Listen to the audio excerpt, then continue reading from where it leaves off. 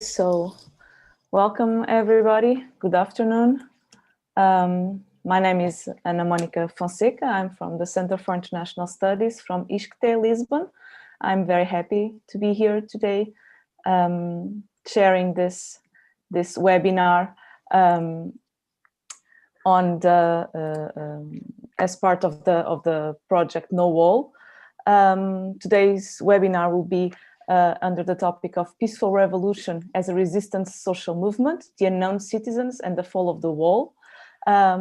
Before I present you our speakers today, I would like just to give a few words of introduction regarding our project. Our project, as I said, is Nowall, from Helsinki to Berlin, Europe and the fall of the Berlin Wall, funded by the European Commission. Obviously, I would like to start by thanking all of our partners in this project. It's a cross-European project, and obviously thanking particularly to Felix Soares, to Sylvia Behrend from the European Young Educators, who were responsible for organizing this particular webinar today.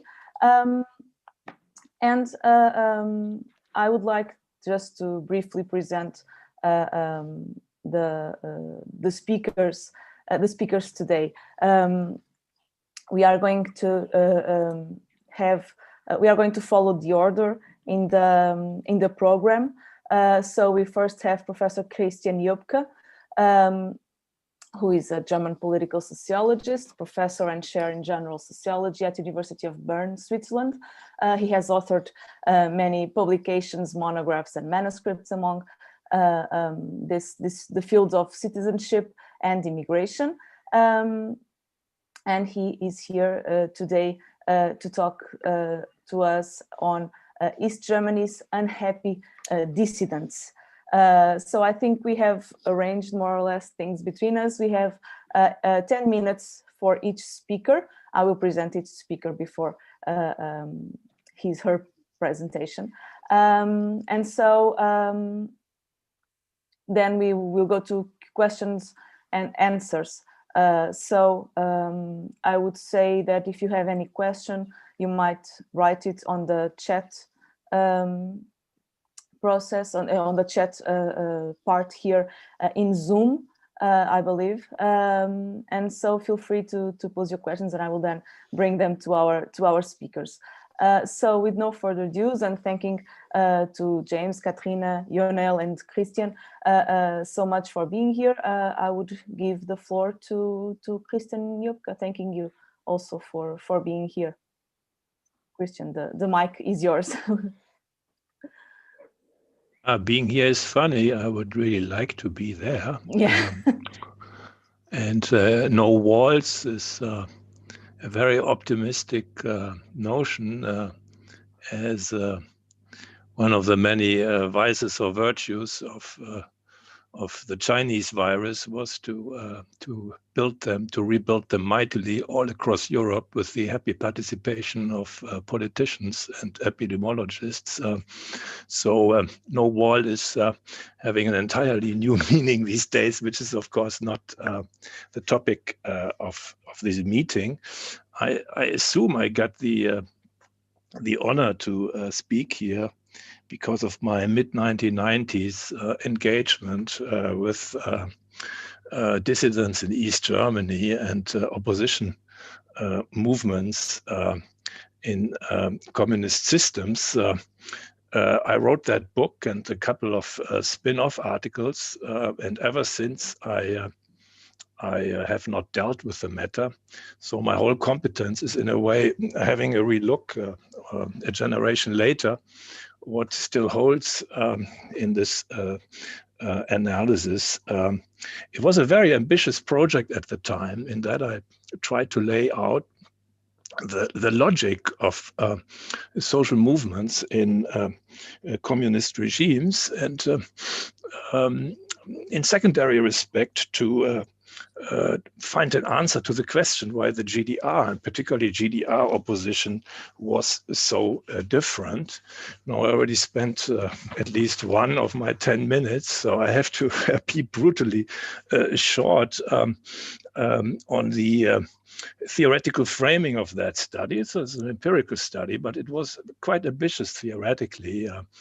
I suggest to conceive of communist regimes as Leninist regimes. I was particularly inspired by the work of Kenneth Jowett at the time, who in a very ingenious way characterized Leninism as a combination of traditional, modern, and charismatic elements. Of course, he borrows the famous triad from Max Weber here. In essence, a Leninist regime is a combat regime. That is a concept that Philip Selznick introduced in the 1950s already. That is the book from which I, next to Jowett, learned most, a combat regime. And the regime built on these premises is kind of movement. It's activism. That means for opposition, it speaks a language that is counter-movement, counter-political, counter-activist, very different from the typical repertoire of social movements that we know in Western societies. And before I came to this dissident topic, I actually studied from a comparative view social movements in Western countries, and shock-like, one becomes aware what a different world that is. Communism is movement, opposition is anti-movement.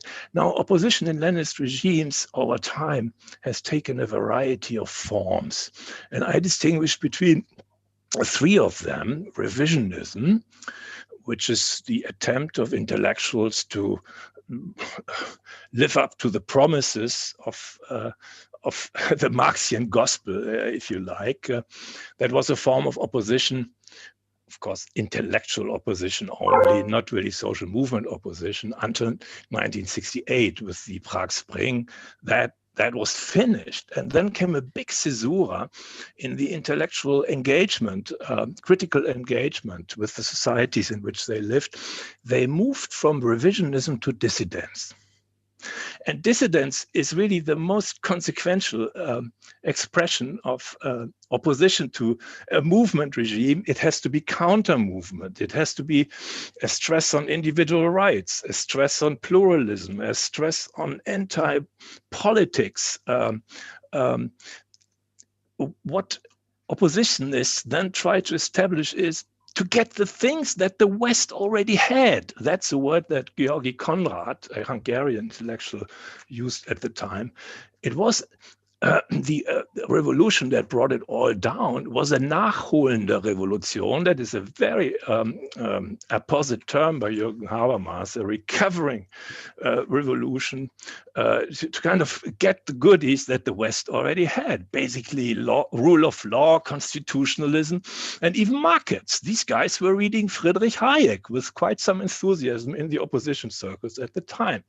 Now, revisionism and dissidence, of course, is intellectual affair. And in the critical moment when everything came to a collapse, we know it was nationalism that, in a way, built a linkage between these lofty intellectuals and broader populations. And it was a civic, at least initially, in the happier environments, a civic nationalism, not an ethnic nationalism. It was a nationalism that is a logical complement to the project of citizenship. Citizenship at the collective level is exercised in nations. So the attempt then was to recover self-government, independence, and a Yalta perspective on communism emerged that this was simply an occupation regime. Now, East Germany was different. And why and in what ways was it different? There was no turn from revisionism to dissidence. And to make a long, complex answer, to give a short answer to a long and complex story, why no turn to dissidence?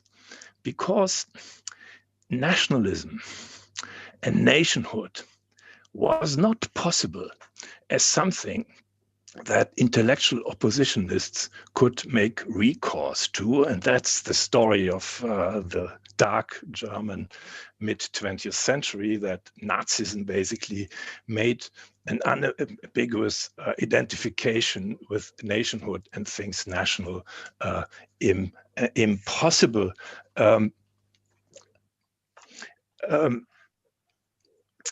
Dissidents in East Germany, to the degree that we can call them thus. You know, my original title for that work was, I needed a more self-reflective, critical use of dissidents in quote unquotes, but one hates scare quotes, so I took distance from it. The initial idea was to call it dissidence manquée, which is a French word, kind of unachieved dissidence, if you like. Well, luckily, I did not go for it. I went for the descriptive term, dissidence, more as a description of opposition without this narrow meaning. Now, those who on the intellectual side opposed the regime to a degree or criticized it to a degree remained in a funny way loyal to that what they opposed. The old communist guard of East Germany that built the state and more or less were still in charge. It was then, of course, the son and daughter generation. They managed to present themselves very successfully as anti-fascists. Anti-fascism, that was the big trap that the regime laid even for its oppositionists.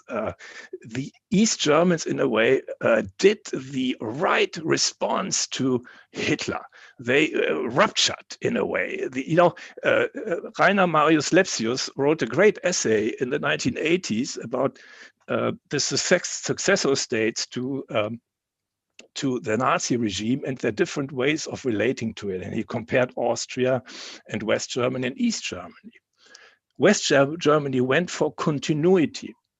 It was even in legal terms the Rechtsnachfolger, the legal successor to the Nazi regime, and they shouldered the cost. You know, they did reparations with Israel and tried also coming to terms with the past and all of that. The East Germans didn't have, because definitionally they were exculpated. They were the fighters. They were kind of resistant to fascism from the beginning. So they were, in a way, the good guys. So anti-fascism was a discursive trap that the regime laid for the oppositionists, and they became caught in it like mice going after Speck. And a second way in which this regime very successfully presented itself was as a peace state, ein Friedensstaat. And peace was the big mobilizer at the time, in the 1980s, when opposition politics started, was all the moment of peace movements all around Western countries, and of course also in East Germany. So old regime loyalty through this dual angle of anti-fascism and then the peace state self-description and legitimization of the regime, into which all oppositionists bought into. Of course, there were different types of intellectual opposition about which I'm only talking here, because I'm talking about opposition in that context of either revisionism or a dissidence. First, there were the literary intellectuals. East Germany was the home of the intellectuals. And the most important one, who returned from exile, like Bertolt Brecht, Anna Segers, they went to East Germany. Not all of them went to East Germany, but East Germany was kind of a republic of letters, a place for the literati. And these guys were, of course, completely trapped into this anti-fascism rhetoric, also because they were a bit older. Those then, in the 1980s, John Torpey called them the blocked ascendants. That was a totally different type of also kind of intellectual opposition, but they were not the brilliant writers. They were mathematicians, or they were academics, they were priests, and they were socialized in the Lutheran church. And from that, they built a kind of a nameless opposition. But even the blocked ascendants bought into the anti-fascism plus peace state rhetoric of the regime. The first opposition movement in the 1980s was tellingly called Initiative für Frieden und Menschenrechte, Initiative for Peace and Human Rights. That was the main platform of these younger, anonymous, blocked ascendants. And peace, of course, was the one thing that the regime also wanted. It was the time of détente, right? So they were, in a way, already with this peace thing in bed with the regime that they, of course, also very courageously opposed. And I do not question the courageousness and the moral impetus behind it. I'm simply laying out the ways in which these people, these oppositionists, were trapped. And the second way or expression of this being trapped in the kind of the self-presentation of the old regime as the proper response to German history is all these peace activists distanced themselves from the so-called Ausreißer. The Ausreißer, that was the exit movement. In a way, the exit movement was the functional equivalent to proper dissidence. Just, you want a normal society. You want what the West already had.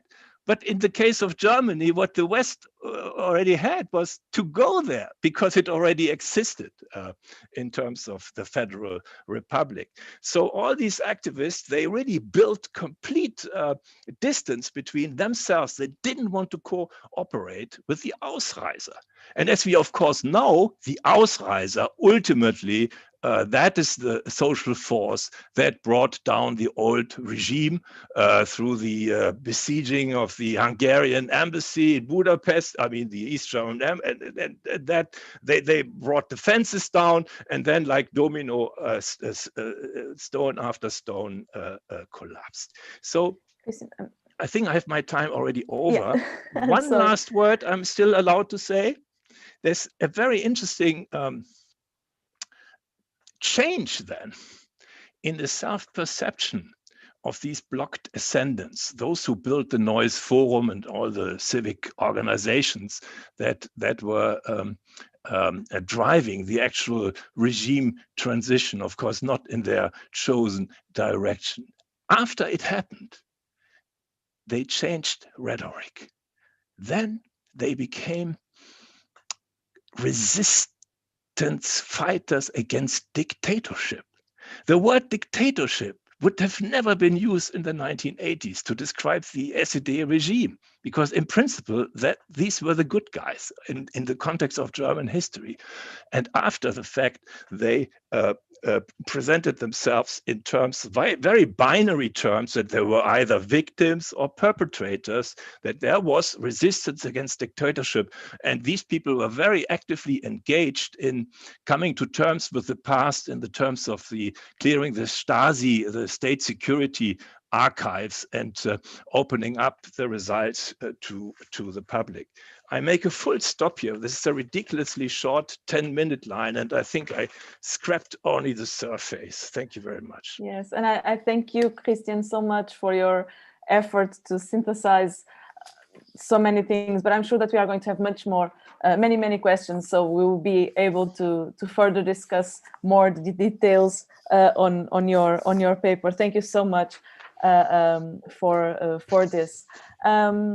Now, with no further dues, I would give the mic, the computer, to Katrin Hattenhauer. She's an activist and an artist as well. She comes here to talk to us about her personal experience, so experience and personal view about the unfolding of the peaceful revolution from the perspective of an activist. Catherine was one of the founding members of the movement that led to the Monday demonstrations in Leipzig, so very important to the events of the end of the 1989 in East Germany. She obviously now has over 20 years of experience in socially engaged art projects, civic education. She was awarded the Federal Cross of Merit, and she's here today to talk to us, and we are very happy, and we thank you very much for being here, Catherine, not sure, but the floor is yours, and thank you so much once again. Yeah, hi. So nice for having me. Hello, everyone. And great topic, no wall. It's still a challenge, I would say, for today. So in order for you to understand our movement, few personal things. As the wall came down exactly in this night, I became 21 and I just had left prison. So to understand who we are, this is important to know. I haven't ever planned to become an activist or to be part of a movement that brings down the wall. So I have become an activist out of, I would say, an inner necessity. Why do I say that? So that means I grew up very close to the border. And what I learned first as a kid was that I'm living in the better Germany. Great. But in the same time, I was asking myself in school, so if I'm living in the better Germany, so why we are locked up then, right? So my life very much started with this kind of lies. And I could count very much as a kid. And knowing that my mother and all her friends didn't go to elections, and the regime was telling, well, we won 99%, I was smart enough to count that together, right? So, and there was a habit in East Germany, I think it's everywhere, but I say East Germany because I grew up with this notion of, please don't say a thing because we cannot change things. We cannot change how things are. So don't ask why we are locked in a country in the better Germany. So just stop to ask this. And as a kid, I understood that most of the people I knew, they understood life either as a curse, we cannot do anything about it, or as a blessing. Everything that happens is either a blessing or a curse. So, and I thought by myself, so why is it a challenge? So I couldn't understand, because I joined the ecological movement very early on. So I was 14 as I planted trees. And I always was in the city with a lot of seeds. So at least in spring, I could see the difference because my flowers would come up. So I actually could see the proof that I can make a difference. And I decided that this is the right way to go. And so unfortunately, the GDR didn't think the same. So I wasn't allowed to study in the GDR. And so I joined the church to study there. And that's how I came to Leipzig. And I thought, because I only have 10 minutes, it's a very important question. Why did the peaceful revolution start in Leipzig? Why wasn't it Berlin? So It's as simple as that.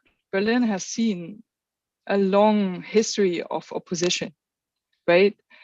And they did good things. They had a great impact, and they had a lot of writings, and they had a Samizdat culture that was very alive, but still they didn't reach the people in the GDR. Still, this is a fight between Berlin and Leipzig, and I can tell you many of the older oppositions wouldn't, they would try to oppose now. But the truth is that we have been a younger generation in Leipzig, and we understood one thing, that we have to create images in order to reach people. And that is very important for us, that we cannot just go for Samizdat and for all the informations we share in the underground. That if we really want to make a difference, we have to bring the people of Leipzig and the people of this country onto our side. And for this to happen, we understood that we have to create images that everyone, without having a Samizdat and without reading our papers, would know this is correct what we say. So, and I have to say that also to explain, I joined an opposition group just with 12 people. I was the last one to enter this group. It was called Injustice. So it was called Justice. So because that's what we wanted justice. And so, and different to Berlin or to former opposition groups and movements in the country, we decided that we work secretly, we work conspirative. It's not allowed. We are not one of those church groups that everyone can enter, because if everyone can enter it and everyone can be part of it, then the secret police would be part of it as well. So as simple as that, we decided that the 12 people we are together in this group we called Justice, that we only take in people who had already risked their future, their perspective. And so they would likely not betray the others. That's how we started to work. And to tell you one thing, we were also one of the first groups very openly, very clearly, we decided we would work together with Ausreisers, right? Because we understood that they are on the same page than we are. They only decide with their feet that they don't want this regime anymore. And they have a right to decide it this way. So, and we thought, well, maybe this can be a mutual connection. So I tell you on one thing how this worked to understand how effective we have been. So, for example, we decided as a Romanian prime minister would visit the GDR, we decided, okay, in every bigger city, we have to have like the shop windows covered with sayings like no Ceausescu or Ceausescu go home or something like that, right? And so how did we do this? We were just 12 people. And we needed also a kind of security that everyone is coming back in the evening. So the task was, one guy of us always stayed home.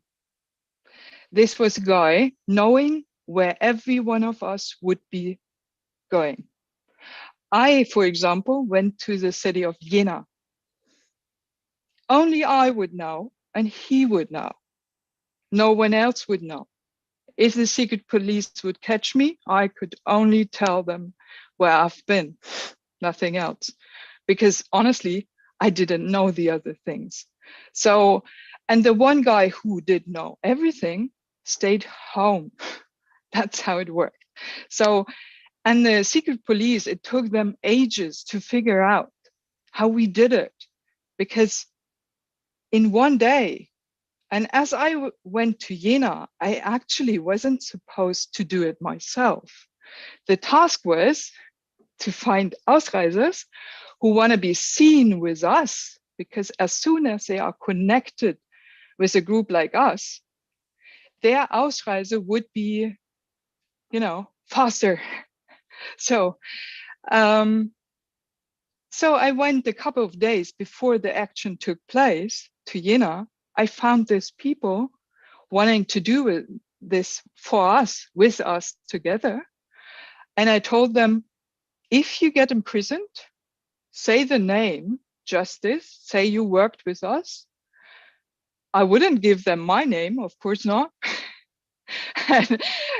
and then I disappeared before the action took place, right? I was home again in Leipzig on time. And the Stasi was just looking at it and thinking, oh my God, in Rostock, in Jena, in Suhl, in Erfurt, and then baboom.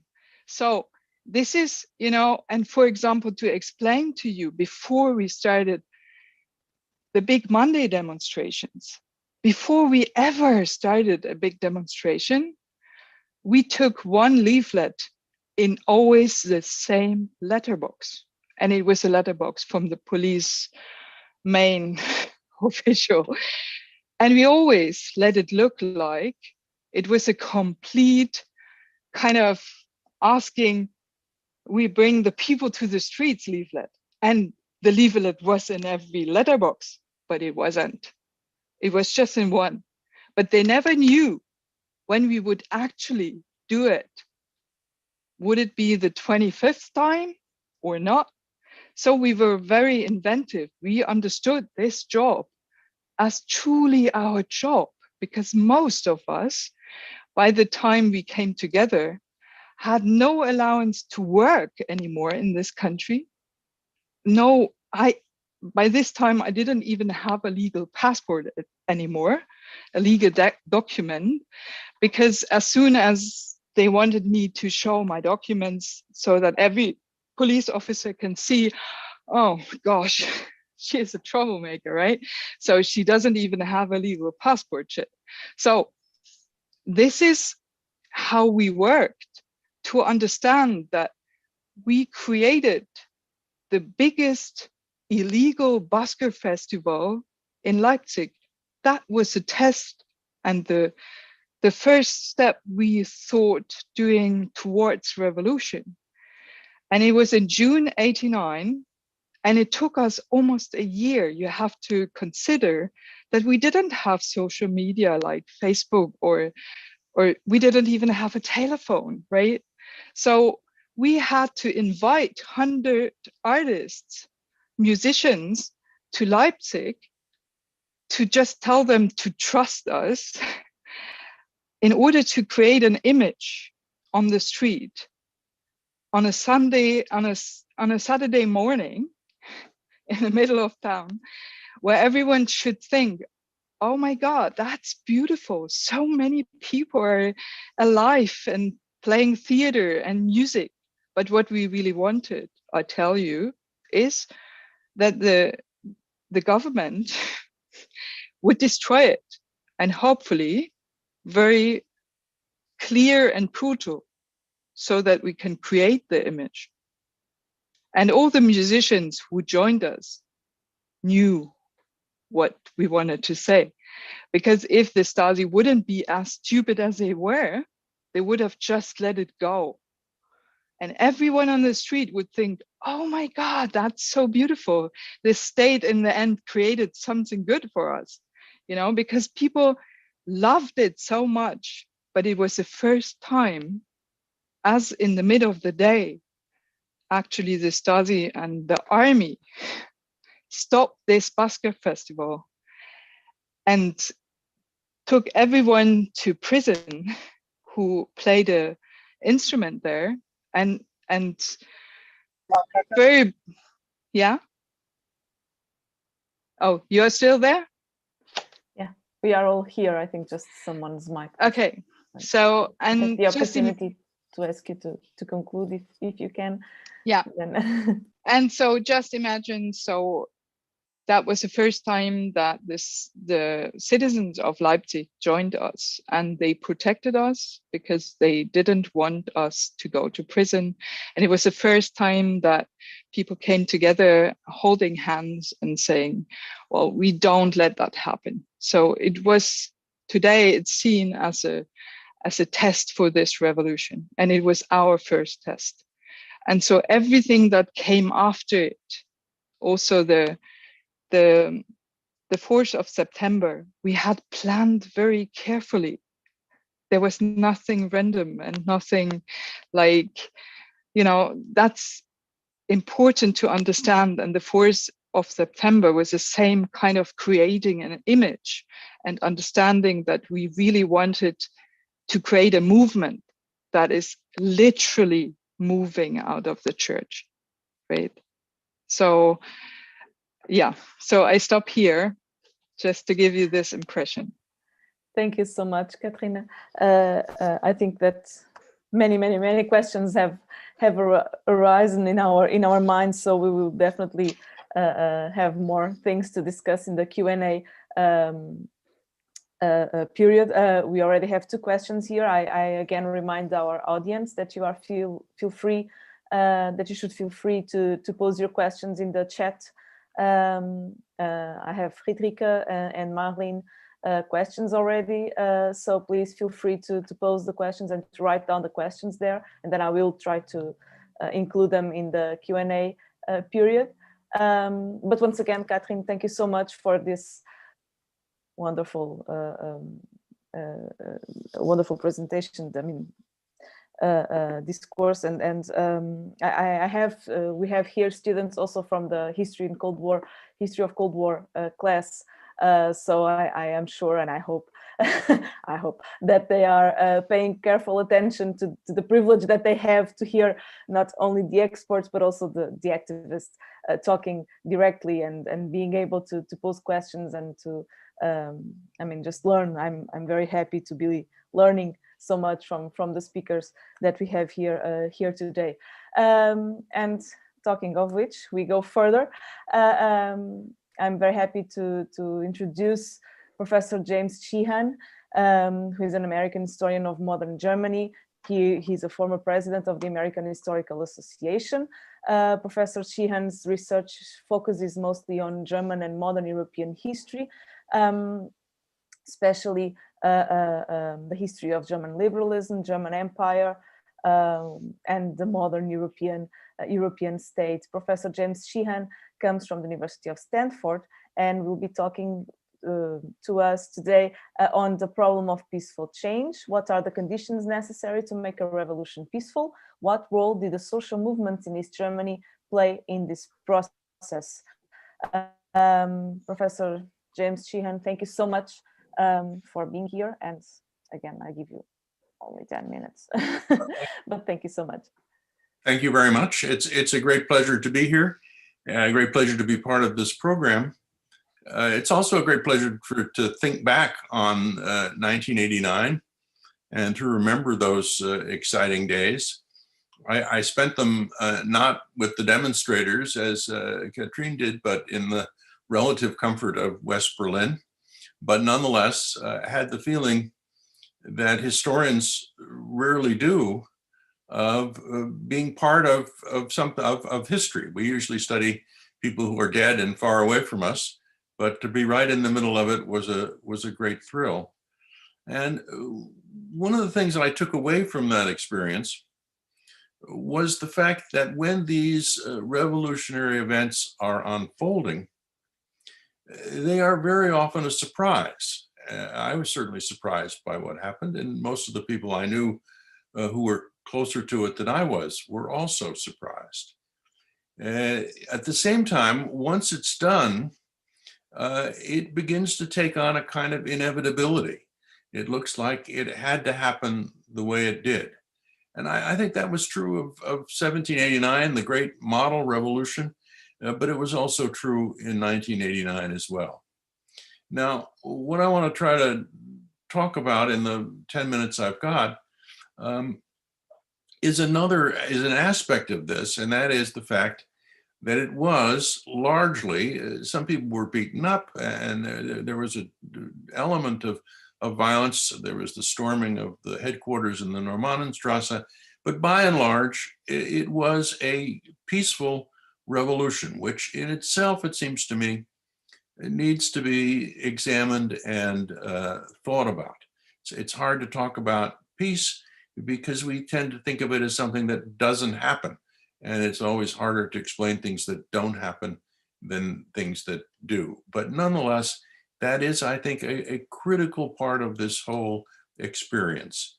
And it's a particularly interesting question because I think the regime did have the capacity to defend itself, to take what some of the people in the regime regarded as the Chinese solution. There was, it seems to me, very little question that if the regime had tried to use the means of effective force to defend itself, it could have done so, and at least in the short run. Now, what would have happened in the long run is another question. Well, why not? Why did the dog of violence not bark? Let me suggest 3 ways of thinking about this. One having to do with the demonstrators themselves, which is our central subject, the other with the regime, and the third with the context. Now, the demonstrators, I think, from the start, attempted not to be provocative. That is, this was a lesson that had been learned partly from the tragic events in Tiananmen Square, more historically from the events in Prague in 1968, that violence, a direct confrontation with a well-armed security force was not going to be successful. And they did a great deal to avoid having violence, having the regime respond to them violently. There was another aspect to the demonstrations that may be a little less obvious, and that was a pervasive division, or it might be better to say uncertainty, about what the final goals of these demonstrations were. I think Christian Rupke alluded to this in some ways. Were these demonstrations to reform the regime? Were they aiming at regime change? And if they were reforms, how far were these reforms necessary? How far was it necessary for these reforms to go? And I think this degree of uncertainty that was built into the very process was an important reason why the regime did not respond with the violence that it had at its disposal. And that takes us now from the demonstrators to the regime itself. And as I said, I think the regime had the capacity to act. And there was a debate within it as to whether or not they should use that capacity to put these demonstrations down once and for all to restore order. Why didn't they do it? Well, in part, they didn't do it because the regime, like the demonstrators themselves, was uncertain about what the end game of this was going to be. Was this, in fact, an effort to change the regime, or was it to make some kinds of reforms that a few members of the regime would have been willing to accept, believing, rightly or wrongly is another question, believing that they could have a reform but keep the essence of one-party rule? This is essentially the illusion that motivated Gorbachev, it seems to me, a belief that you could change the regime without fundamentally altering its basic legitimacy and institutions.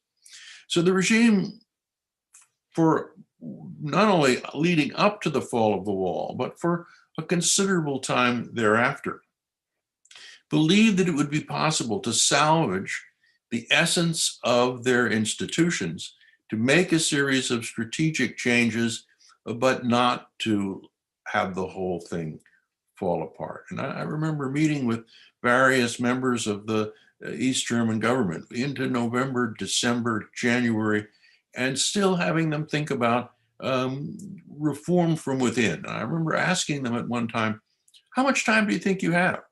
The clock is running. How long do you think you can keep this going? And as I said, this degree of uncertainty helped ease the way from one regime to another to prevent a violent response until, in fact, it was too late. There was another reason, I think, why the regime did not respond violently, and this is a critically important one. They believed, rightly as it turned out, that they could survive. They could certainly survive reform, which is what many of them wanted, but they could even survive regime change. That this was not for them a matter of life and death. This was not true of Lenin. Lenin knew that he would not live if the Bolshevik experiment went under. And I think it's very often true in revolutionary situations where the forces in defending the regime feel that their only real alternative is to act violently or not to survive. So the belief in survival was a critically important element in those internal debates, mainly before the fall of the wall, but even immediately thereafter, those debates as to how far the regime should go to defend itself. And that takes me to my third and final point. First one had to do with the demonstrators themselves. Second one had to do with the regime. The third one has to do with the context. One of the distinctive features of the revolutions of 1989, this distinguishes them from both 1789 and even more from 1917. One of the distinguishing features of 1989 is it takes place within an international context that is peaceful. There is no international context of violence that both feeds and is fed by the domestic upheavals within Germany and the rest of Eastern Europe. This strikes me as very important for not pushing the demonstrators to a violent attack on the regime, and very important also for not pushing the regime to use the means of effective force to defend itself. There was not going to be intervention, at least military, violent intervention. There were lots of other kinds of interventions, of course, from the West, but these were not the kind that would break this process of peaceful change. The other part of the context is a little more complicated and not something I think we can talk about in the little bit of time we have. The other interesting aspect of the context is that there was not a struggle over what would take the place of the revolution. This is usually, in revolutionary situations, the principal source of violence, not the seizure of power, which often goes fairly quickly. It's the struggle over who gets the power once the question has then been opened up. This was certainly true in 1917. The Bolshevik coup in October was relative. So there was some violence there, but it was relatively nonviolent. The real violence comes as the various parties struggle over who's going to be the heir of this new regime. And this doesn't happen in 1980. It doesn't happen in East Germany. In fact, it doesn't happen anywhere. One of the remarkable things about this whole process is the degree to which these regimes, which have been around for a long time, tended to evaporate or go under, or go somewhere else. And they do not provide that kind of vigorous, violent alternative that I think gives many revolutionary situations their distinctive character. So let me conclude, not with an explanation of the peaceful change, but to ask you to reflect on the price of peaceful change. We all know that the price of violent revolution leaves its traces in everything that happens next. In some ways, the Soviet system never recovers from the violent context in which it was born. Peaceful change also has a price. It leaves a lot of problems unresolved. It leaves a lot of hopes unsatisfied. It leaves a lot of aspirations unfulfilled. And that sense of disappointment that I think one feels in parts of the former DDR comes in fact from the fact that change moved without that destruction of ideas and institutions that revolutions often bring.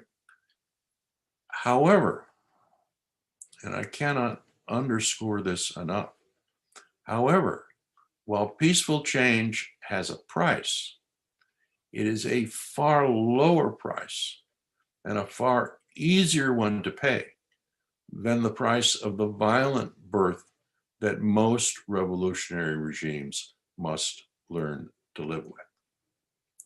So thank you. Okay, thank you so much. Thank you so much, James, for this very to the point and very interesting presentation. You have left us food for thought, and I'm sure that we are going to also further reflect on these issues during the Q&A. Thank you so much. With no further ado, and last but definitely not least, I would like to present you Professor Ionel Sava, who is a senior lecturer in sociology and international relations at the University of Bucharest, Romania.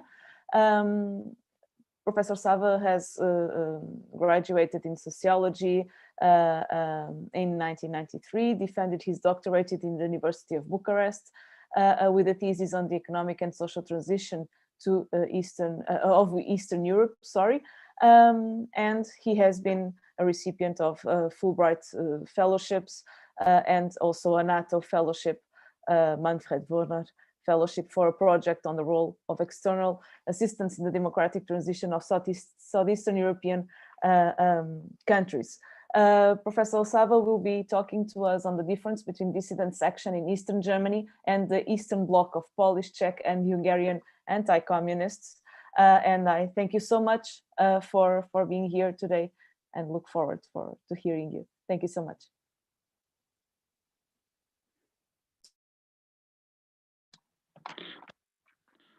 Thank you, Monica. I hope it's everything technically okay.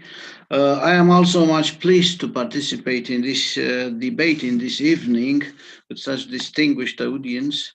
As a sociologist, I was so to speak, impressed, for instance, how much importance Professor Jocke attached to the idea of citizenship in general and identity in particular. It was one of those things in Central and Eastern Europe that really made an importance for the ordinary people, and I will explain you how it happened. That then it was a discussion on how intellectuals contributed to settle the debate that will sooner or later get into the great transformation of 1989.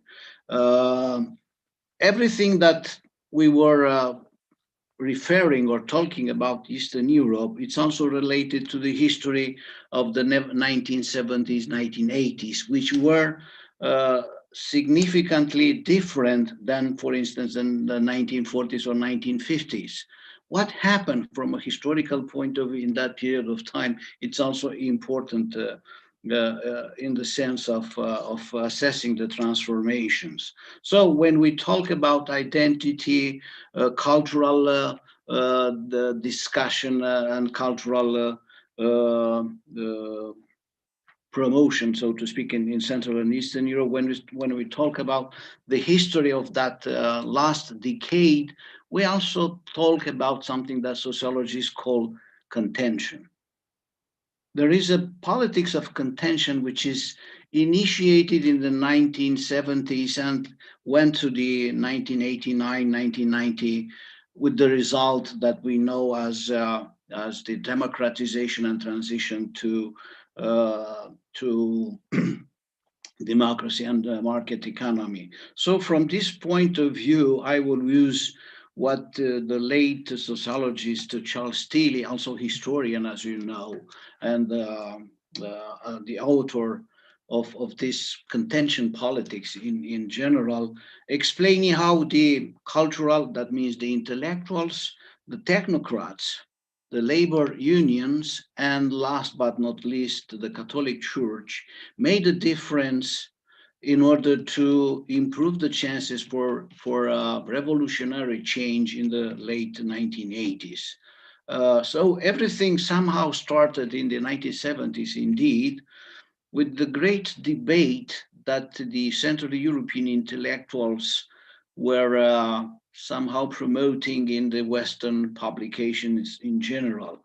You may have heard about Milan Kundera, Georg Konrad, and few other intellectuals in Central Europe that were somehow nostalgic about the Vienna, the Prague, Budapest, that were somehow solidarity, cities of solidarity, Central European solidarity in the early 1900. They were looking with this cultural nostalgia for that regional solidarity that was keeping the intellectuals from all of these regions to share a common culture, a German culture indeed, but a regional one, which was satisfying the local expectations as well. And this cultural nostalgia, we identify it today with the Mittel Europa. This is a concept which is different than the German specific one, the Central Europa, for instance. So the Mittel Europa, it's a cultural nostalgia which is largely shared in the 1970s and the 1980s with the specific architecture, with the daily life of pretzel and coffee in Prague, in Vienna, in Budapest, and so on. So from this point of view, there is a cultural identity which is beyond the regional or the national borders, which is shared by these intellectuals which were expelled from their countries, but they were still connected with their fellow intellectuals in the region. And therefore, Kundera calls this, we are part culturally of the West, but geopolitically in the East. So it was a sort of a trauma, cultural trauma, in the sense they were no longer sharing their common culture, but a sort of occupation. So the dissidence is first of all, I think, an intellectual one and the cultural one, and identity it's essential in defining this identity. Then there is the so-called a Hungarian sociologist invented the term. In German, I think it's Burgenturm, a sort of local intelligentsia of a technical nature. That means people from the factories, engineers, doctors, white collars in general that were in charge of running the socialist economies in these countries. That means Czech Republic, Hungary, Poland. This technical intelligentsia, it is considered to be somehow at the beginning of the 1980s aware that the system is no longer properly functioning. There is a Hungarian sociologist that is explaining this in one of the books. Let me just look for that book. I'll put some of this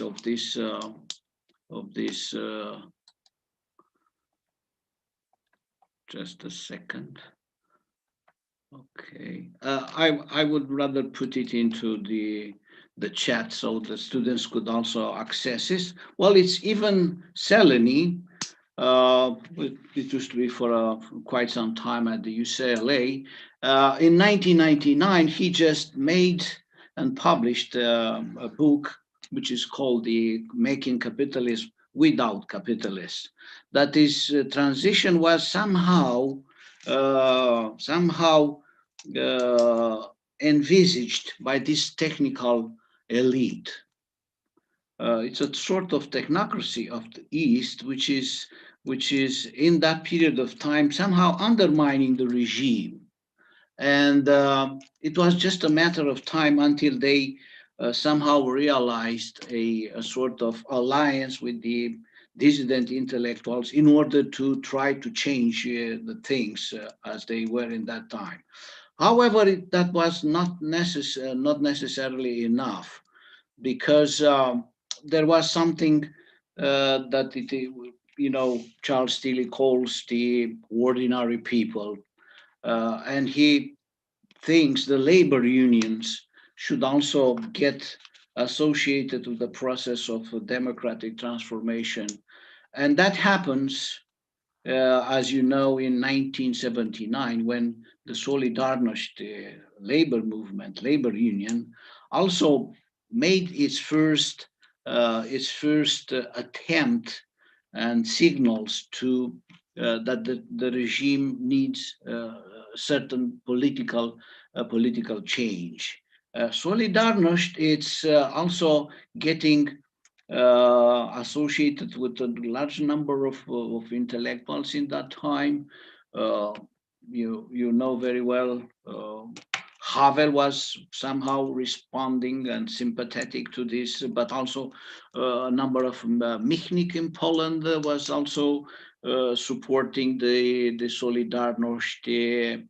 And therefore, things are getting, so to speak, in this dynamic of contention, is getting layer by layer, is getting a proper specific mass.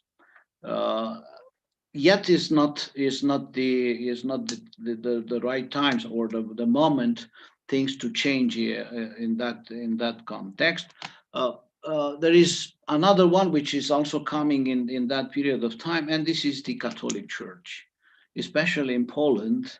After John Paul II is elected Pope in 1978, Catholic Church, it's also associating and supporting some of the actions the Solidarność is developing in Poland mainly, but also to a certain extent in Czech Republic, in Czechoslovakia at that time, in Hungary, even in some parts of the former Yugoslavia, such as Croatia or Slovenia.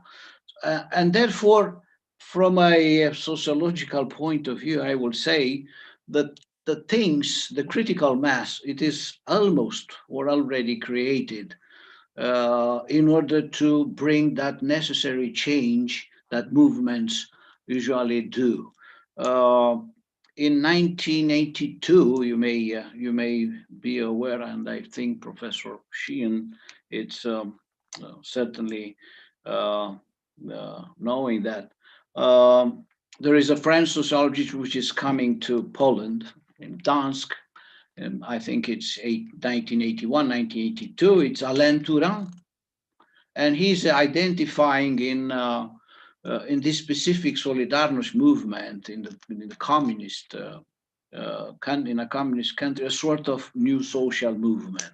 That it's a social movement of the future, the one that would also expand its features to some other European, and why not non-European social context. He calls it the total social movement. In the sense, it is a labor union mainly, with some religious, some intellectual, cultural, or some technocratic allies. But he thinks this is the movement able to change the regime for good and for a new form of society that, Tourade explain it as a post-industrial society mainly.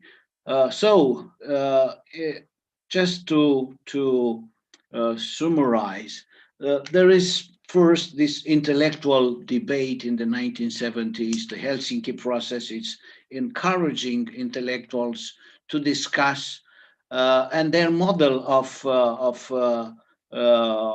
preference is the 1900 Central Europe, which is Vienna, Budapest, Bratislava, Prague, solidarity beyond the national borders with the common culture and the common language and so on. The second is the so-called the technocratic elite, which is realizing that the system is no longer properly functioning without the mechanism of the market. The third one is the labor union, which is the first time developing in the Gdansk shipyard at the end of 1970s, beginning of the 1980s. And then is the Catholic Church.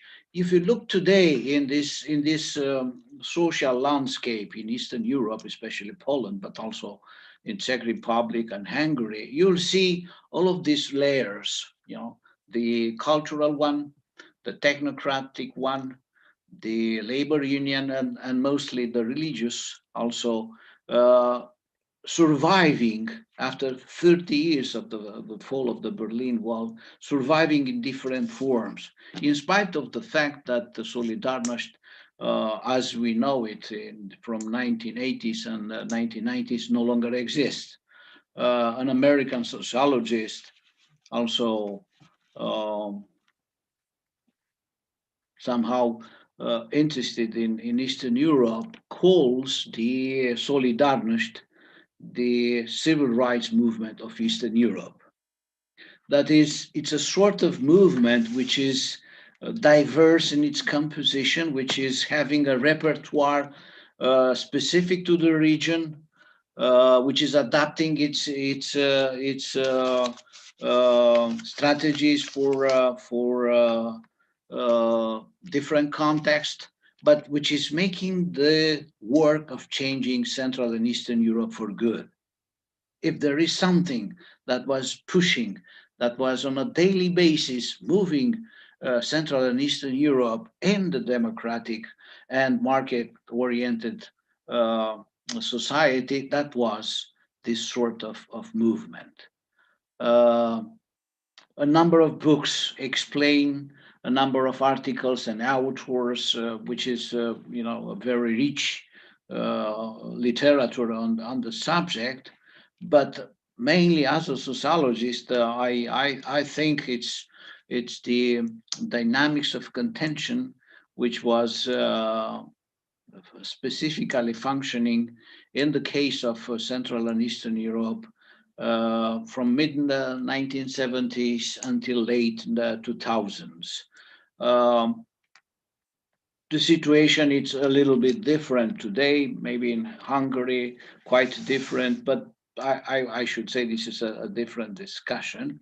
What is important is that Central and Eastern Europe managed to create its own social collective actions in late communism, and then they were transformed in a sort of engines for the making democracy and market economy work again. Today, this Europe they were dreaming about in the 1960s, 1970s, it's in a good part of it already in place.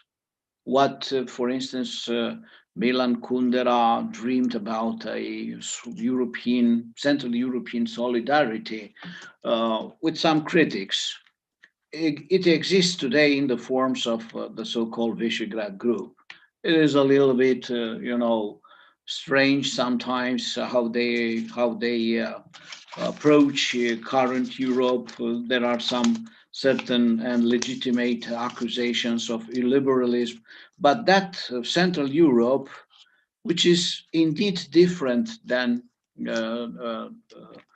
former Eastern Germany, and is different than the current region of Southeastern Europe, to include Romania, Bulgaria, and even the Balkans. So that Central Europe they were dreaming in the 1970s, it's already in place. It is diverse, it is multicultural, it is Slavic, Hungarian, Polish, German, part of Austria, even Croatia, and so on and so forth. And in different ways, this region is looking for achieving more regional and so to speak, common identity in a quite competitive and challenging Europe. I will put some of the links on the chat so the students could also access this literature. It happened that I coordinated the first regional conference on social movements in Central and Eastern Europe in 2015. Okay. A large number of Central and Eastern European gathered in Bucharest and discussed. It was just a first step. There are many others to be done, but I am quite satisfied that we somehow opened the possibility to discuss these issues and to get to our agenda to also make it compatible with the European wide one and why not the Euro-Atlantic one. So I will stop here, and I will be delighted to take questions from you. Thank you very much indeed. Okay, thank you so much, Ionel. Thank you to all the speakers that have presented us with so many interesting aspects. I think we truly have 4 presentations, 4 topics that definitely bring the topic of our project to life, this no-wall idea that there is across European, not only East-West, but also within Eastern Europe, across European set of movements and dissidents that comes together, and that is very relevant to what was the change in 1989. I do have some questions, but I already have an inscription from Luís Rodrigues, who has risen his hand. He rose his hand. I really don't know. I'm sorry for that. And then I have also some questions from other students. But Luís Nuno, thank you. You have the floor. Thank you very much. My name is Luís Rodrigues. I am the coordinator of this project, and I really want to thank all participants today and speakers for their interventions, and of course thank Felix and the European Young Educators for putting together this wonderful panel. This being 100% sincere, this was really important for us because it really gave us the perspective that we want of combining academic analysis and reflection with first-hand testimony from actors and activists. So this was really a great panel, and will continue to be. In this project, this Nowall project, we wanted to stress, is a project funded by the European Commission, by the way, and with such great partners as the University of Helsinki, the European Young Educators, the Willy Brandt Foundation in Berlin. But what we really wanted to stress was the agency and the protagonism of European actors in the end of the Cold War. Political leaders, non-governmental organizations, churches, youth and students, activists, groups. The result, the legacy of the Helsinki conference in the mid 1970s, and we wanted to go beyond traditional Cold War narratives that placed only the United States and the Soviet Union at the center of the action in this final period of the Cold War, assuming that Europe was mostly a passive actor, which was not in the course of events. And I believe that it was very clear with all our your presentations. It was very clear for all of us and to our students in particular that the specific role of European actors in the final years of the Cold War and in the developments that eventually culminated with the fall of the Berlin Wall. I do not have any particular question, and I will leave it to our students. But I would like to, if Monica allows me, just to add a final point. And it's I would like to say that for us, as Portuguese historians, as myself, this has an additional interest, because in the previous decade, in the 1970s, Portugal and Southern Europe as a whole, I mean, Portugal, Spain, Greece, not Italy, but Portugal, Spain, and Greece, we went through a very similar process of transition to democracy in what Samuel Huntington has called the beginning of the third wave of democratization that we will then continue and spread to Eastern Europe, although that argument is debatable. But anyway, of course, in Southern Europe, the revolutions were not against communism, but against, long established right-wing dictatorships that ruled our countries for decades. In the case of Portugal, from 1926 until 1974. But I would like to stress, and I will end with that, is that in the case of Portugal, we know that the same kind of actors and face the same kind of problems and challenges and dilemmas that were present in these four wonderful presentations that we have. And forgive me for a little bit of self-promotion, but this is the topic of a new project that we are starting here at the Center of International Studies at ISCTE, called Free Your Mind, Youth Activism in Southern Europe in Times of Dictatorship. So again, thank you very much. I'll give the word to Ana Monica, and especially to our students. Okay, thank you so much, Legion.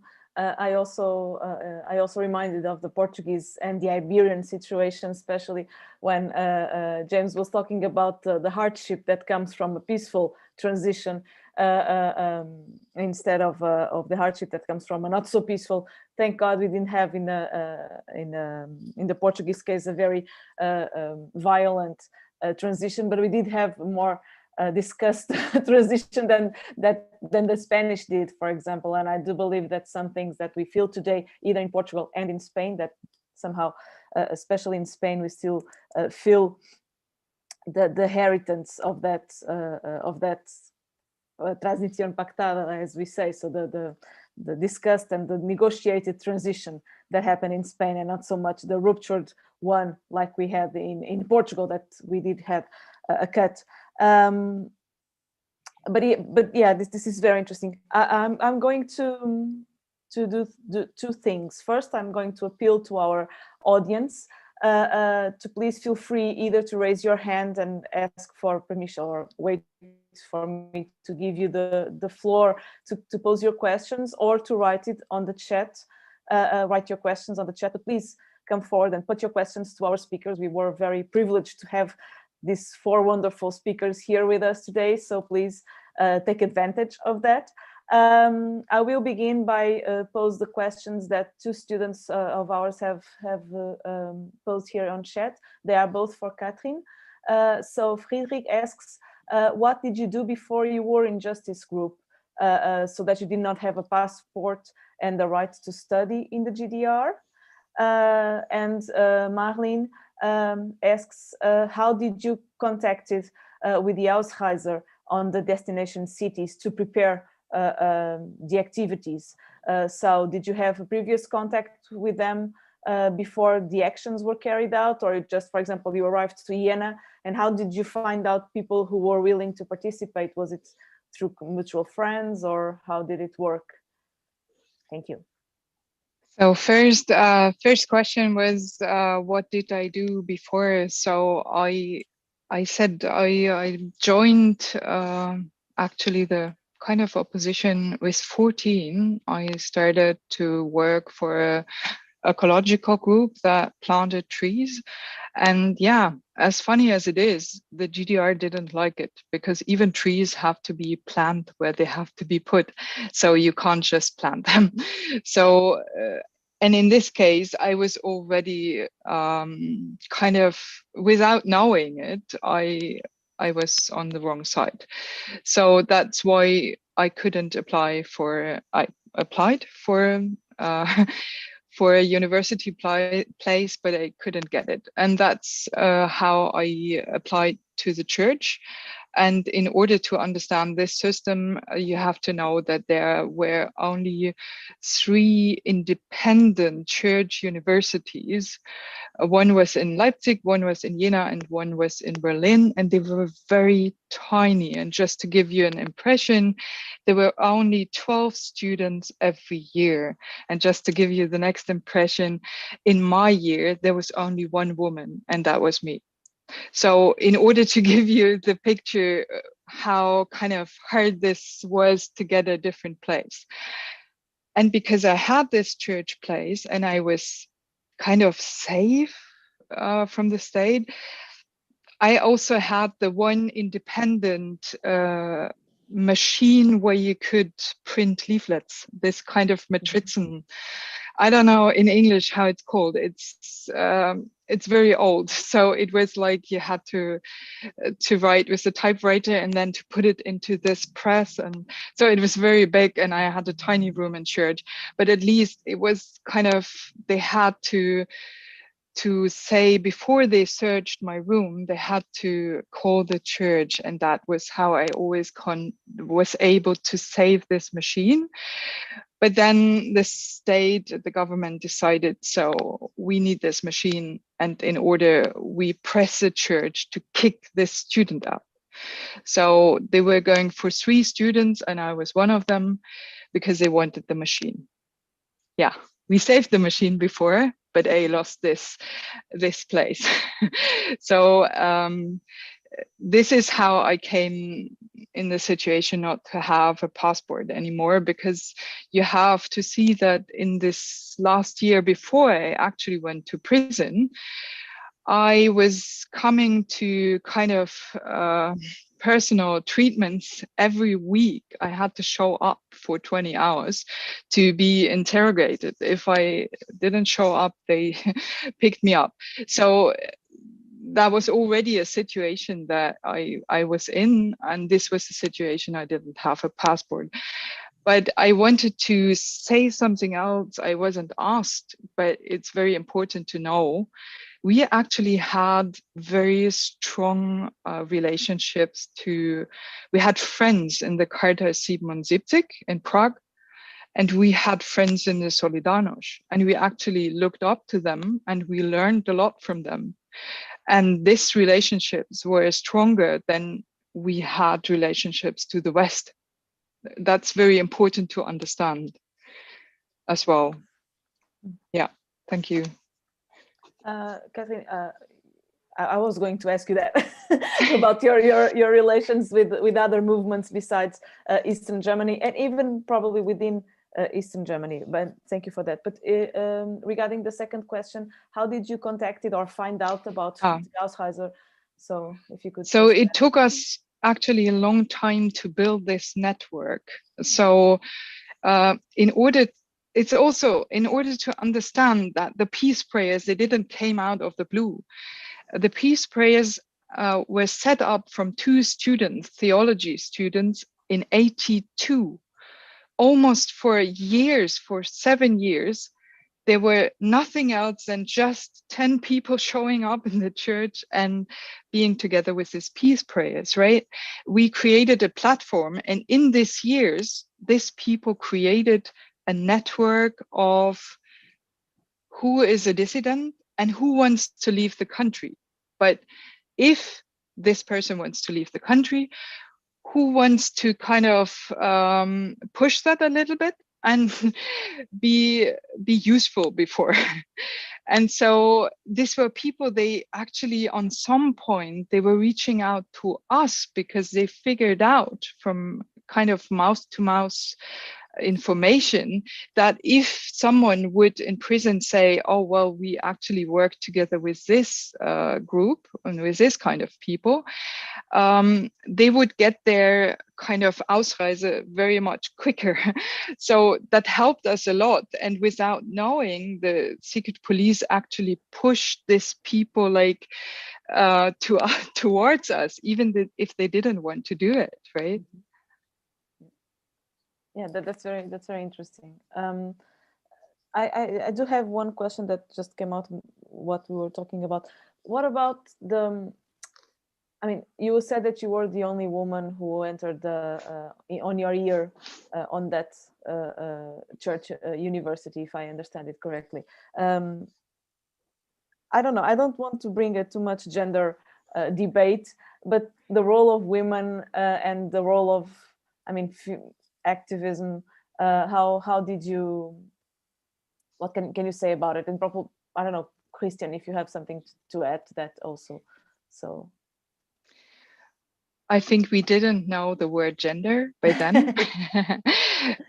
But of course, I was fully aware that it was clear, even that was a Protestant university. I was told from the very beginning, there was a split in this university. Some professors were more liberal, but there were others who said, and there was one who said on the first day, he said, well, I don't think you should be here. But as you were smart enough to enter, so I'm just telling you, you have to be twice as good as your colleagues to make it with me. You know, I knew that from the beginning.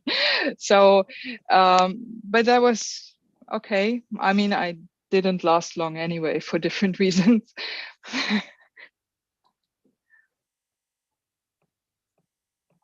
Okay, thank you. I don't know. I would like to open the floor to our audience for some more questions, please. Yes, I can go. Hello, okay. Everybody. Hello. Hearing me? Is Pedro? Yes. Yes, it's me. Hi. Hello. I hear your voice. Great. So I only don't have a question for Christian because I arrived late, so I'm very sorry. But for Katrina, well, keeping the focus on her because she was already talking. You talked a little bit about the importance of the creation of an image, and I think you just didn't characterize it very very well. So I would ask you about that. What kind of image were you searching to create? I think I would say one of union, but I don't want to put words on your mouth. So then to Professor Sheehan, I didn't get the first name, or I just forgot it. I've got a bad memory. Yes, I was like trying to answer your question about the price of a peaceful change. And I think, well, I definitely agree with you. It is not as bad as the price of a violent change, but I think I would say hesitation is the price. And as our professor already said, we had a peaceful transition as well, the 25th of April. And there was this same hesitation of who is going to pick it up from here, who is taking responsibility from here on. So I would say that. And also, I really liked the way you structured your intervention, demonstrators, regime, and context. And about the regime, you pointed out two things: for them not to become violent, uncertainty, and a belief in survival. And I was wondering if these two things are compatible, because uncertainty isn't followed usually by a belief in something positive. And to finish, to Yonel Sava, well, Kundera was my first idol in literature, not for political reasons, more so because of erotic stuff. But anyways, I would like to know more about his political thoughts, as you mentioned him. So if you could just say something on that, I would appreciate it. Thanks. Thank you so much, Pedro. So I would give the floor to the speakers. I mean, we should follow the order of the questions. So Catherine, and then James, and then Yonel. All right, I try to make it as quick as possible, even if that is very hard. So before, you have to imagine you live in a country where the truth is made by a media that is completely telling people lies, that everything is okay, the economy is okay, and we are a good country, and so on.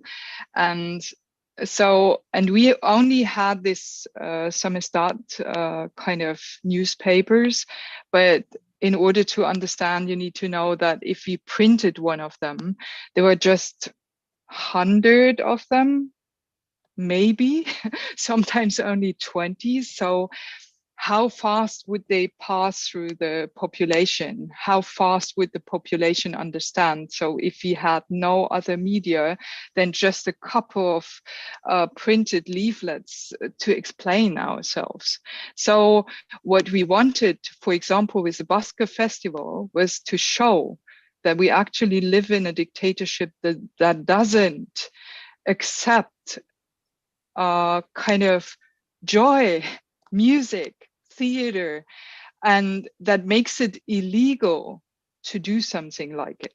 So, and we hoped, so if we would be able, what actually happened, if you would be able to put 100 musicians and theater makers on the street, and they would be willing to perform there, and then the state would go in, as they did, with the army, and they were surrounding the city, you have to imagine, and catching every musician they could find.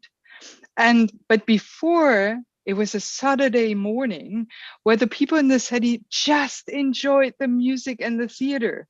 And it was great. And they couldn't understand why instantly the state comes in, the army comes in with lorries and picking up the people very violently, you know?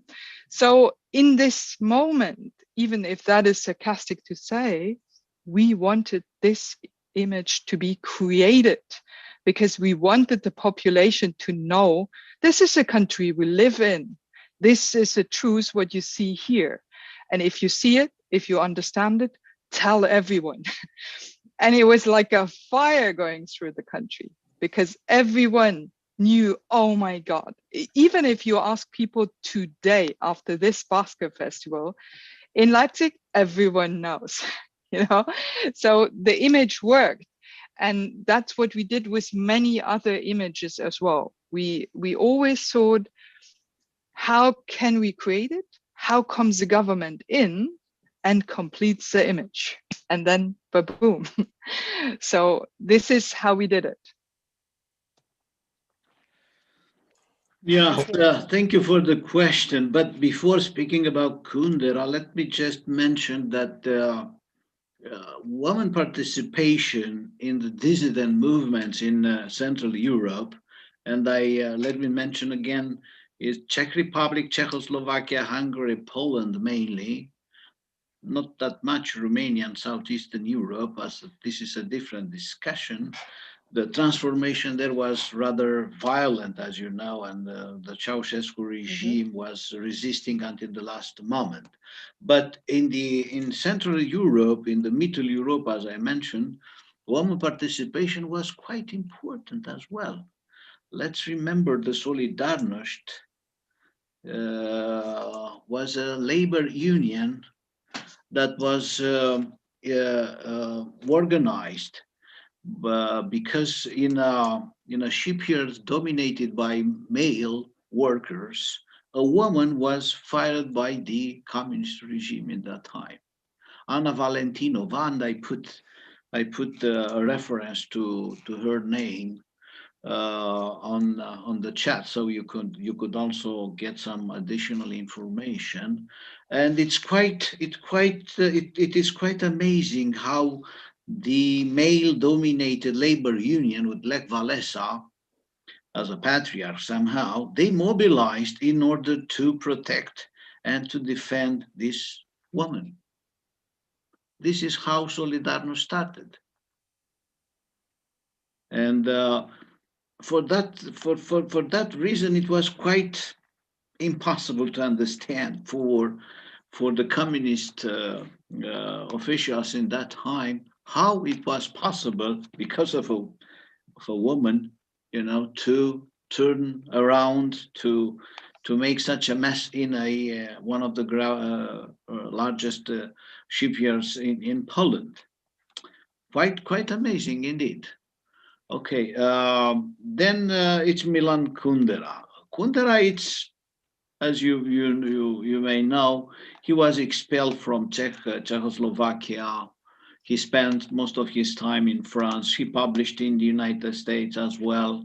Of course, his literature, it's quite impressive indeed, and he was translated in many languages, and I am glad to know that Portuguese is one of these languages. However, his political text, his political writings were the ones to make the difference. With the permission of your organizers, I will put one of his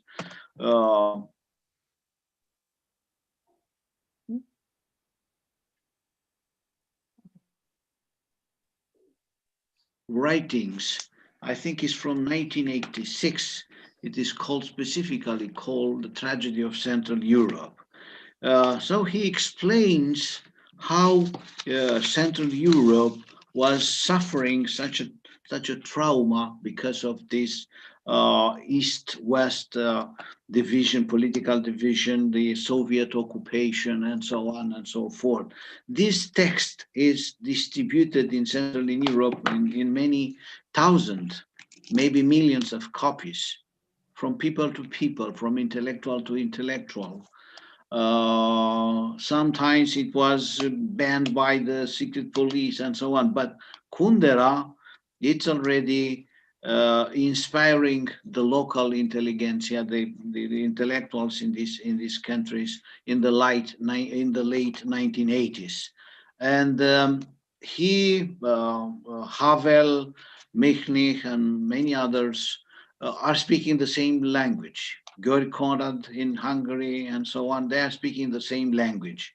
They are looking for a solution that their countries to get back to the prosperity, stability, to this bourgeois life of the 1900s, as Kafka, for instance, described it. They were looking and they had a kind of nostalgia for, I don't know, Freud. You mentioned the erotic dimension of their culture. Freud, it is a Middle European. They belong to Konrad,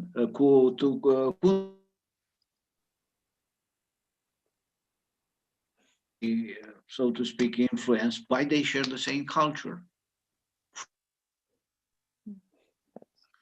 Oh, representative for the culture of this.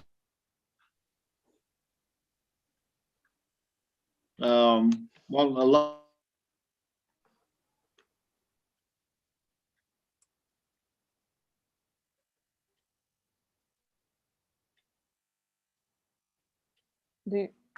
Does anyone else has problems with listening? Yeah, I lost it. I don't me? copy. Oh, okay. Such a, you know. Okay, so yeah. Oh, okay. Thank you, Yanel. We lost you a little bit in the last minute, in the last seconds of your, probably 1 minute of your answer, but I think we got the most of it. And thank you for the links. oh, okay. Shall I answer Pedro's question or? Yes, please, James. Thank you. Okay. Pedro asked two questions, one about the price of peaceful change and the other about uncertainty and illusion. Uncertainty. Let me answer the second one first, because I think it's somewhat easier to think about. Uncertainty and ambivalence among the demonstrators, I think, encouraged what turned out to be an illusion among the leaders of the regime, that they could reform the system without destroying it. And this was essentially the illusion that Gorbachev had. And it's interesting that these revolutions, like the Great Revolution of 1917, which is also built on a very different kind of illusion, succeeded, in fact, not because people read the situation correctly, but because they read it incorrectly, and because they drew different conclusions than, in fact, what turned out. Now, the price of peaceful change is really a big and complicated issue, because I really think it goes to the central problem of democracy. And I think Tocqueville once said that democracies are able to inspire aspirations for equality that they can't fulfill. So there is, I think, built into the democratic experience a certain degree of unsatisfaction, of frustration. And I think successful democracies don't solve this. They learn to live with it gracefully. And living in a democracy which is not living with it particularly gracefully at the moment, I can say that with some conviction. But I think there is a degree of dissatisfaction, of frustration, that is part of the democratic process. Winston Churchill once said, democracy is the worst system except for all the others. And I think there's a profound truth to that. You might say peaceful change is the worst kind of change except for all the others. And I think there's some truth to that as well. Well, thank you so much, James. I totally agree with that as well. We still have like 10 minutes to the end of our session. Does anyone else have any other questions that they wish to pose? If not, I will conclude our yes, Lars. Good evening. Okay, thank you. Hear Make me? it quick. Yes, okay. So I have a question because I'm French, Parisian, and Polish and German at the same time. So, and I want to say, before all the people, so in the east of Europe, so especially so important fought for liberty. But now, because of liberty, so after the individualities are too strong. And when the individualities are too strong, after we are destroying like nations. Or if we want to save our democracies, don't you think we have to preserve our nations? Because after we will have only a chaos. Thank you. Okay, thank you. I don't know, anyone in the panel wish to address this issue? I feel like this could be another webinar on the current situation and the heritage of the transitions in Eastern Europe, sorry. But I don't know if anyone feels like saying something. Thank you, Lars, for your question. It's definitely at times where some walls are coming up. I don't know. Well, if I may say a few words. Of course, there is a long period of time that things somehow change. We have already 3 decades of this regime overthrown, and of course, Central and Eastern Europe is now part of the European Union, of a North Atlantic Alliance. These countries are somehow consolidated democracies, in spite of critics and that countries such as Hungary, it's rolling back somehow the democratic principles. Recent research, a Swedish sociologist was identifying what we call a sort of urban movements that developed in Central and Eastern Europe, that it's related with the European integrations in general and so on.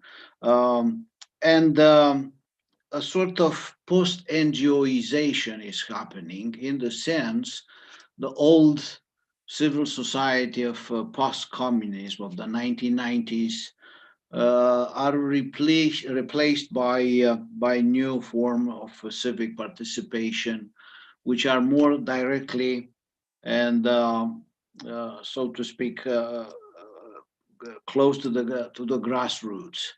I mean, a number of new civic organizations, what we call the association in general, it's improving in countries like Poland, Czech Republic, and they are looking for a better life in the urban areas, better education, security, identity. There is a urban culture, especially among the young people, which are pop music, concerts, and so on and so forth.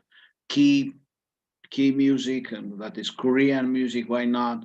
So these new generations are already looking for different forms of social participation, of collective action, and what we call, and they're contributing to improving their own neighborhoods and so on. So from this point of view, a post-NGO, that means they are no longer looking for financing from the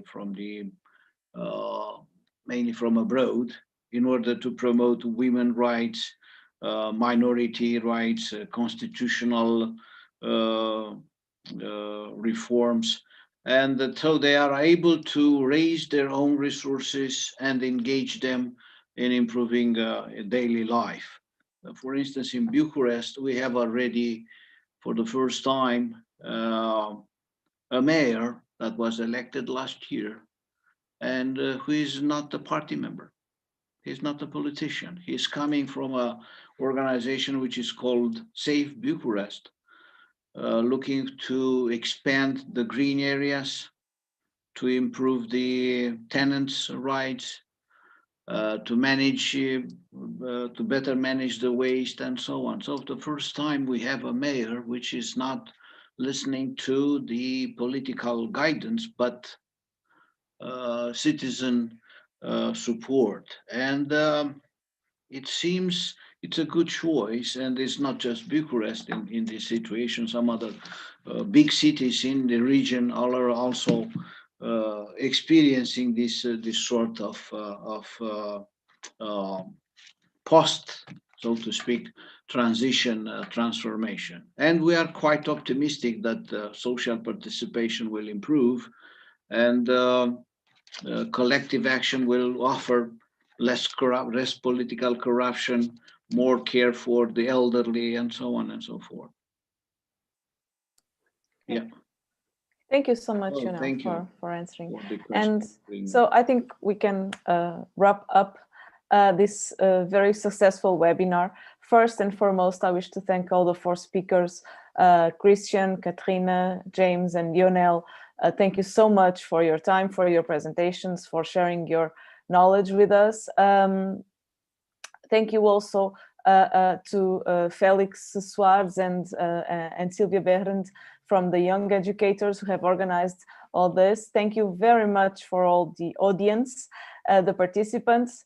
Thank you for your questions. I hope that you have enjoyed this as much as I did, because it was really interesting to have to be here and to be able to host this discussion. So thank you so much, everybody, and thank you also, Lionel, for the links that you have made available to us.